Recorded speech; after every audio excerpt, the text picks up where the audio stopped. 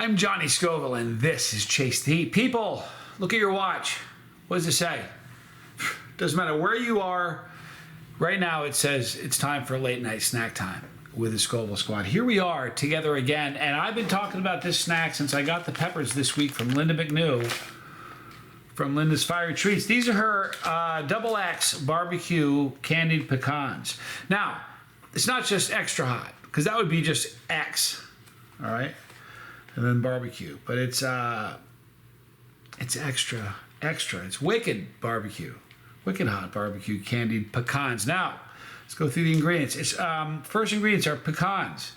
Now, you notice there are no pecans in this because they're two different things. These are pecans, people. Sugar, brown sugar, egg whites, barbecue rub mix, garlic powder, barbecue sauce. Secret ingredients: super hot pepper powder and salt. It literally says secret ingredients. Don't you love Linda? That's funny. All right. And then I'm going to read some fantastic, very, very interesting statistics about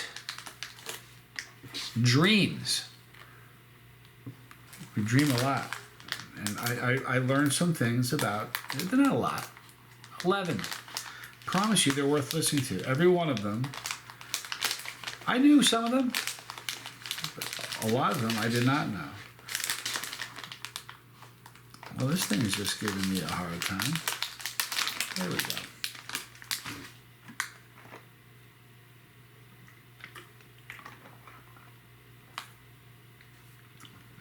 You know what I'm drinking today, guys? This is Crystal Light Wild Strawberry. Forget about it. Wicked good. All right, so the aroma. Oh, smoky and barbecuey. Wow, it's got that great smoky barbecuey aroma. In fact, if you want, put on your smell vision.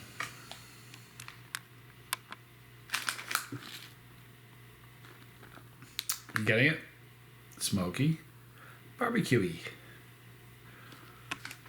All right, so this is from Linda McNew from Linda's Fiery Treats. XX Barbecue Candied Pecans. I'm Johnny Scoville, and this is Chase the Heat.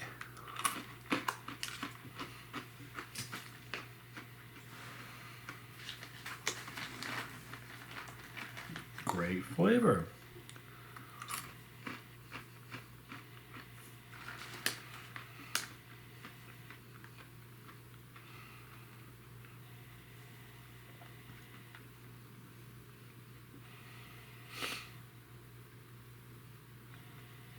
Okay, they taste great. It's that secret ingredient.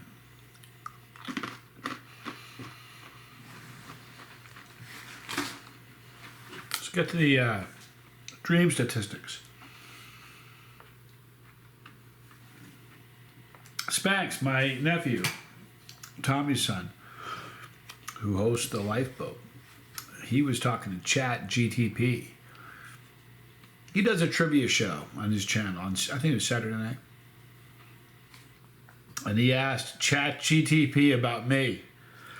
He got a whole bunch of stats and trivia about me. And he was calling me. He's like, I don't think they know you very well. It was all wrong. All of it. Anyway, we're getting into it. The science of dreaming. Whether you dream about flying or whether you have nightmares about showing up to work with no pants on, I've had it. Dreams feel so real that sometimes you actually experience them. Where do dreams come from and why do we have them? The heat on these, I didn't tell you about the heat. They're mild. For a hard chili head, they're mild. If you're not a chili head, they'd be pretty hot. My mom would hate them. But, you know, it would be very, very hot if you're not a chili. If you're a chili head, maybe a 4 or 5? 5.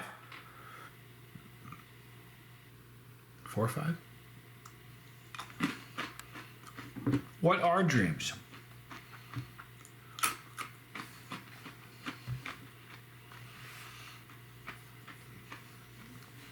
By the way, I got a great braid this morning. Anyhow, what are dreams? I'm glad you asked.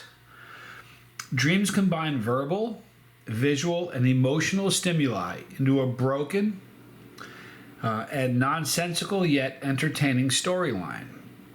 Dreams can include people you know, people you've never met, as well as places you're familiar with and places you've never even heard of. Sometimes dreams are simply a recall of events throughout the day, while other times they reveal some of our darkest and deepest fears, secrets, and fantasies. All right, so what happens in our brains when we dream? You ever wonder that? I'm going to tell you. There are 5 sleep stages that occur while we sleep. Everybody knows the REM, right? Here we go, listen. Our brain activity gradually slows down during the first 4 stages until we experience delta brain waves, all right? Which are the slowest brain waves and the part of the deepest level of sleep. After the 4th stage, we enter REM, okay? REM sleep is where most of the dreaming occurs. During REM sleep cycles, our bodies are paralyzed until we leave it to ensure that we don't act out our dreams. It's a defense thing. You ever see cats and dogs like run in their sleep? We're smarter than that. We have a defense mechanism to shut that off when we dream so we don't run into traffic or climb off a bed. Safety. Anyhow, we go through these stages several times. We have more REM sleep as the night goes on.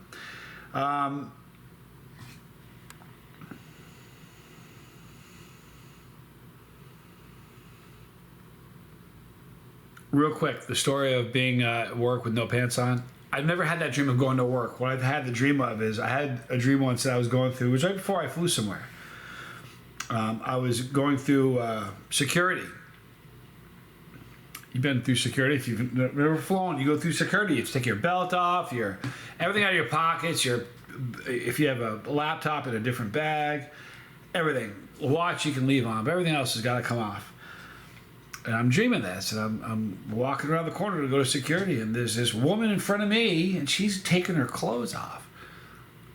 And I freeze up, and the woman behind the counter who's clothed goes, "Come on, get your clothes off. Drop your clothes, get your pants off." And I woke up, but for just a second, I almost had a stroke, you know what I mean? So I haven't had it at work, but I've had it at the security checkpoint. Why can't we always remember our dreams? I found this fascinating. It is said that just 5 minutes after we wake up, we've already forgotten at least 50% of our dreams' content within 5 minutes of waking up. And just 10 minutes later, we've forgotten 90%. There are as many theories about why we have trouble remembering dreams, such as Freud's theory that we forget our dreams because they contain repressed thoughts and wishes that we don't care to remember. I think Freud, no. Anyway, other dream researchers simply believe that's because humans tend to think ahead rather than backwards. We can't remember stuff other things get in the way of and make it more difficult. I had a dream just the other day. Okay, I was talking to Bree. I had a dream about one of their daughters. We were somewhere like shopping or something. But I'd forgotten about the dream. And I happened to be talking to Bree, Skyping with her. And she flashed the camera. I said hello to Harper. I was like, I just remembered. But I'm telling you, if she hadn't flipped the camera over to her in that moment, I wouldn't have remembered. I didn't remember when she said her name. You know what I mean? It was seeing it triggered the memory.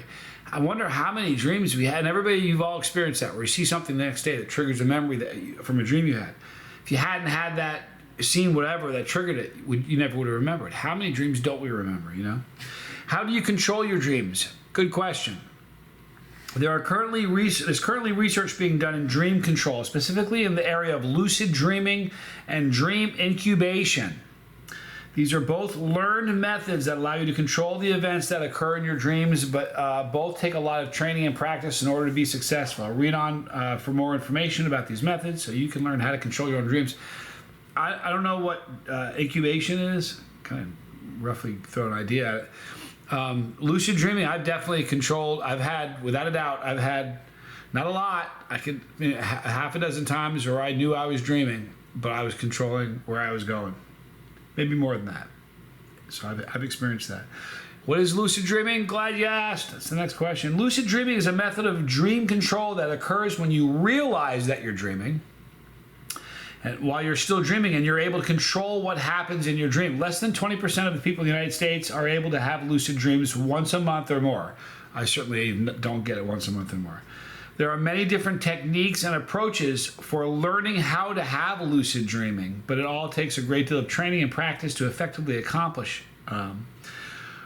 While lucid dreaming is generally just a cool concept, there are practical applications for this practice as well, such as aiding in personal development, enhancing self-confidence, overcoming nightmares, and improving mental health. I just think it's cool. Now, dream incubation. I didn't read this, so I'm excited. We're learning this together, people. Less complex than lucid dreaming. Dream incubation is a technique for controlling your dreams that involve learning to plant a seed for specific dream topics to occur. There you go. The incubation. You're planting a seed. Get it? And then it incubates and that's kind of where I was thinking. Anyway, if you believe that dream aid is a problem solving, its technique is useful for directing your dreams to include specific problems that you're attempting to address. Interesting. You can also you can go the wrong way with that. What is sleep paralysis? Oh, we're going to talk about that because I have it. During hypnagogia.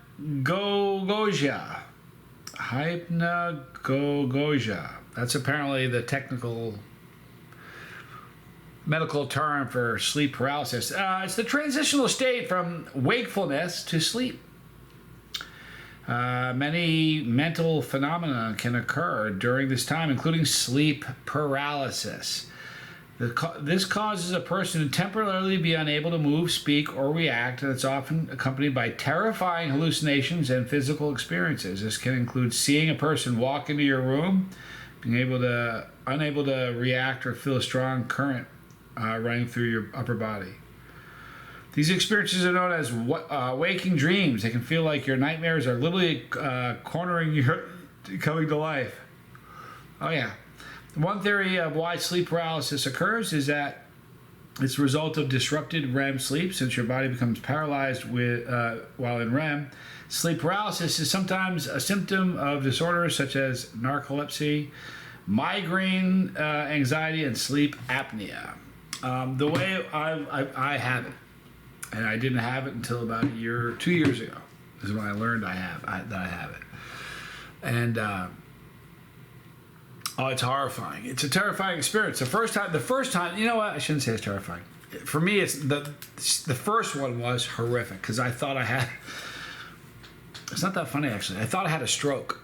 Okay, I thought I had a stroke. I couldn't move. I was laying there thinking, "Oh my God, I've had a stroke." I was thinking I'm going to die of dehydration. I'm going to die on my couch. It was a terrible feeling. I couldn't move. Could not move a muscle. And then when I came out of it, I was like, okay. Then I realized real quickly, did some research and figured out what I was. Tommy has it, so we talked about it, but I didn't. I had never had it until then. Then it got worse, and I find it only happens if I fall asleep on a couch. Like if I'm in bed, no, it's not true. It happened once in bed. It's only happened once in bed, but most time it's if I fall asleep on the couch. But I've woken up and my guitar was a different color. It was a 7-string at the time when I only had a 6-string. There were a couple. I had a fire extinguisher in my living room, in my apartment, which I don't have. So it was entertaining for me. When it would happen for me, I would start looking for things like, you ever see what's different in the picture? That's what my dreams are like when I'm having one of those dreams. Something in my room is going to be different, a chair or something. So I'll just kind of get into it. It doesn't really freak me out that bad. I've had a couple. No, I had one gave me the willies. I had the second time I had it. I couldn't move. I felt something touch my neck. And I don't mean a little. I mean just like that. See how my fingers moving my neck, just like that. It was like I could feel something touch me. I was like, I couldn't move. I was like, and then I remember thinking in the moment, all right, chill. You're just having a spooky one of those sleep paralysis things. No one touched you. And I remember thinking this in my head, while it's happening. You're imagining this. Nothing touched your neck. You're in your apartment. You just have one of those scary dreams. That's all. But that one was, oh, then I had another scary one where I had a dream that I had to get up and go to the bathroom. I don't know what it was. I had to get up and go to the bathroom or something. And, oh no, I had a dream I had to get something to drink. So I got up and went to the kitchen to get something to drink. And while I was walking into the kitchen, it was like either 3 or 3:15, one or the other. But I remember thinking, so I'm thinking I'm awake because you're thinking, and you don't think in your dreams, not, you know what I mean? I'm thinking, I don't know why, but I'm going to look out the peephole. So I go look out my peephole, and I look into the peephole, and there's an eyeball right there on the other side of the door staring back at me. Scared the pants off me. And here's the weird thing. Instantly, I was in bed. Like, instantly, I was back in bed. And I don't remember going from the door to bed. And I was awake. So it was like, all right, so what was that? And that was a sleep paralysis dream. And that was one of the few ones that I've had from my bed. But dreams are weird. That's the end of the dream stories. I think that's it. Is that the end? Or is there one more? Hang on, I'm sorry. There may be one more.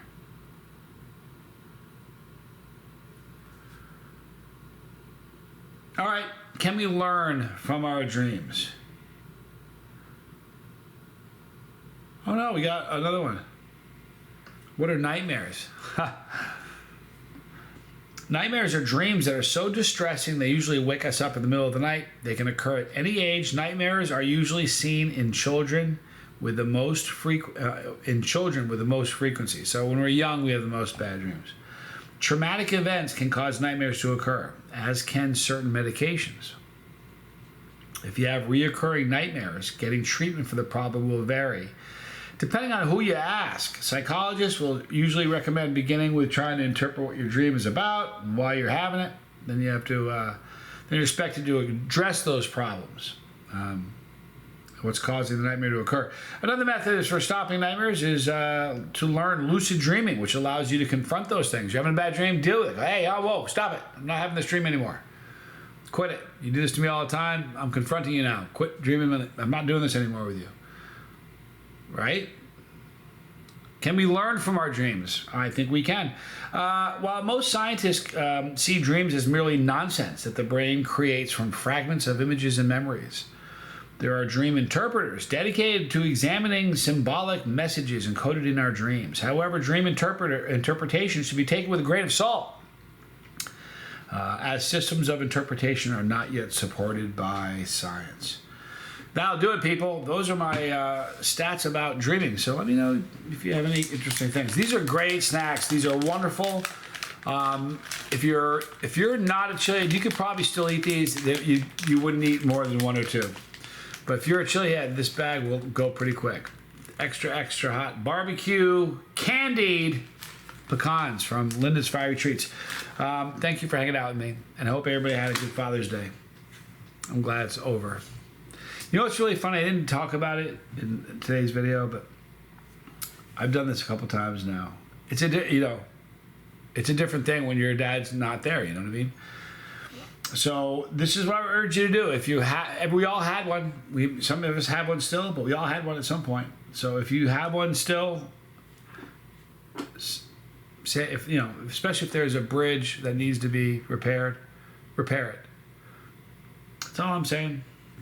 You don't get to do it, Regret to drag. I don't have any, which is really good. But I mean, with dads, so if you still have a dad